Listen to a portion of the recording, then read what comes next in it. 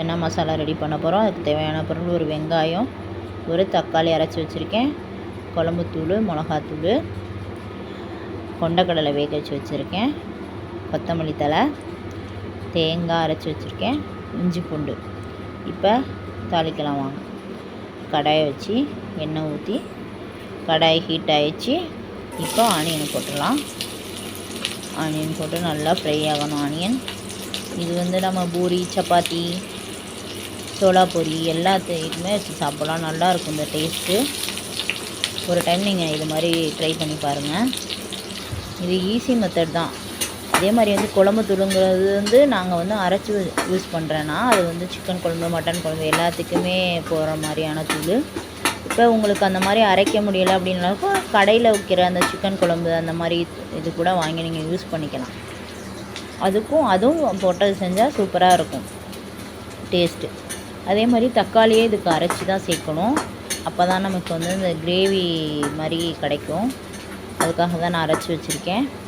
இப்போ நல்லா ஃப்ரை ஆகணும் வெங்காயம். ஏன்னா அப்போ தான் பல்லில் எதுவும் கடிக்கும் போது அந்த படாமல் இருக்கும். சின்ன குழந்தைங்களாம் பொரிக்க தனியாக வைக்குங்க. அதுக்காக தான் நான் பொடிசாக கட் பண்ணி நல்லா ஃப்ரை பண்ணிடுவேன். இப்போ நல்லா அதோடையே சேர்ந்து அப்படியே மிக்ஸ் ஆகிரும்.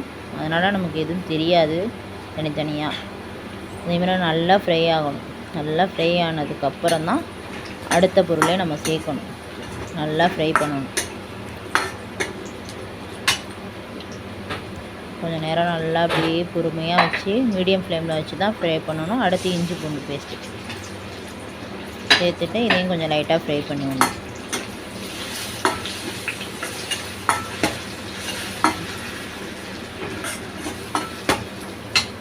கொஞ்சம் நல்லா வதக்கிட்டு அடுத்து குழம்புத்தூள், மிளகாத்தூள் போட்டணும். அதை கொஞ்சம் லைட்டாக வதக்கி விடணும். நல்லா எல்லாத்துலேயும் மிக்ஸ் பண்ணுற மாதிரி வெங்காயம் எல்லாத்தோடு சேர்கிற மாதிரி கொஞ்சம் நல்லா கிளறி விட்டு 2 நிமிஷம் கழித்து தக்காளி ஊற்றணும். அடுத்து அரைச்சி வச்சுருக்கேன் தக்காளி. நீங்களும் அரைச்சி சேருங்க, அப்போ நல்லாயிருக்கும் டேஸ்ட்டு. நல்லா கொஞ்சம் பச்சை வாசனை போகிற அளவுக்கு கொஞ்சம் நல்லா வதக்கணும். வதக்கிட்டு கொஞ்சம் ஃப்ளேமை கொஞ்சம் அதிகமாக கூட வச்சு நீங்கள் வதக்கிக்கலாம். ஆனால் ரொம்ப ஹை ஃப்ளேமில் வைக்கக்கூடாது. அடுத்து கொண்டக்கடலையை சேர்த்து கொஞ்சம் நல்லா கிளறி விடணும். நல்லா கிளறி விட்டோம்னா நல்லா குதிக்குதா. இப்போ அது மாதிரி நல்லா எல்லா பக்கமும் நல்லா அப்படி வதங்கினா தான் பச்சை ஸ்மெல் இல்லாமல் இருக்கும். ஏன்னா தக்காளி, மிளகாத்தூள், இஞ்சி பூண்டுலாம் போட்டுக்கணும்ல. அடுத்து அந்த ஏனத்தை கழுவி 1 கிண்ணம் வாட்டர் ஊற்றினா போதும். நமக்கு தேவையான அளவு ஊற்றணும்.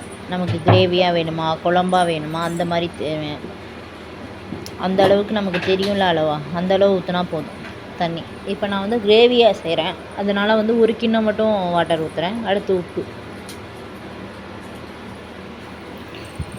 போட்டு நல்லா வேக வச்சிடணும்.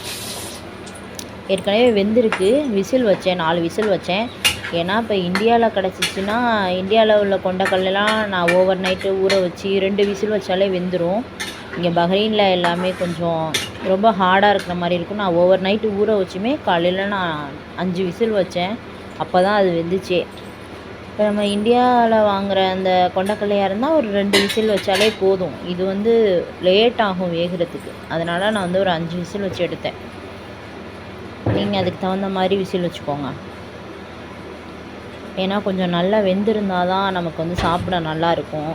ஏன்னா சில நேரத்தில் குழந்தைங்களுக்கு கொடுக்கும்போது அதுங்க முழுங்கிருச்சுன்னா அது தேவையில்லாத பிரச்சனை வரும்.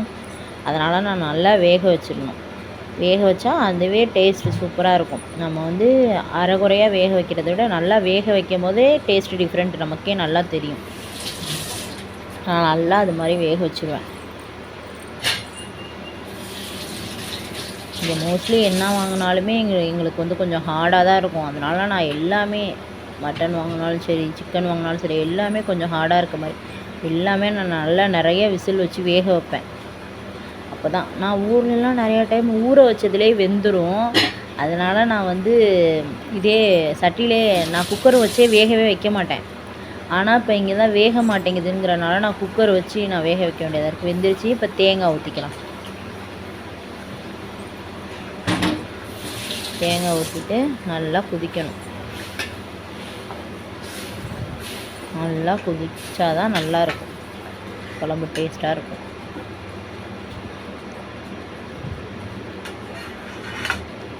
நல்லா சுற்றிலே இருக்கிறதெல்லாம் வலிச்சு விட்டுருங்க. ஏன்னா அது பிடிச்சிச்சின்னா அது ஸ்மெல்லே ஒரு மாதிரி வேறு மாதிரி மாறிடும். அதனால் நல்லா ஃபுல்லாக எல்லாத்தையும் வலித்து நல்லா கிண்டி விட்டு நல்லா கொதிக்க விடணும். தேங்காவோட நல்லா மிக்ஸ் ஆகிற மாதிரி.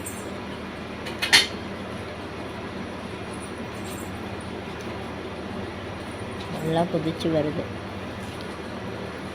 பத்தலை எனக்கு உப்பு. ஸோ இன்னும் கொஞ்சம் நான் உப்பு போட்டுக்கிறேன். உங்களுக்கும் செக் பண்ணிவிட்டு அப்புறம் பத்தலைன்னா போட்டுக்கோங்க.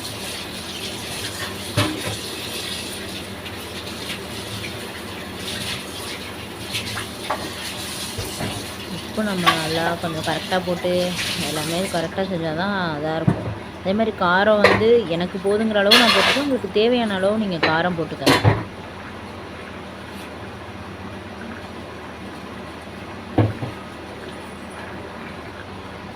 நாங்கள் என்ன காரம் கம்மியாகவும் சாப்பிட மாட்டோம், இல்லை ஓவர் காரமும் சாப்பிட மாட்டோம், மீடியமாக சாப்பிடுவோம். அதனால் நான் வந்து ஒரு அரை ஸ்பூன் தான் போட்டேன் மிளகாப்பொடி. 1 ஸ்பூன் போட்டேன் குழம்புத்தூள், அவ்வளோதான். அது மாதிரி உங்களுக்கு தேவையான அளவு போட்டுக்கோங்க. கொத்தமல்லி தழை ஃபைனலாக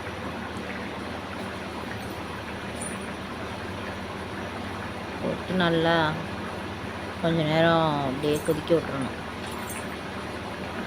கொதிக்க விட்டு நல்லா அது ஃபுல்லாக இதாகிற அளவுக்கு நம்ம வந்து ஃபஸ்ட்டு நான் கொஞ்சம் கொத்தமல்லி தழை போட்டு அதை நல்லா கொதிக்க விட்டு வேக வச்சுருவேன். அதுக்கப்புறம் ஃபைனலாக கொஞ்சம் கொத்தமல்லி தழை போடுவேன். ஏன்னா அப்போ அந்த குழம்பு கொதிக்கும் போது கொத்தமல்லி தழை போகும்போது அது ஒரு ஃப்ளேவர் நமக்கு கொடுக்கும்.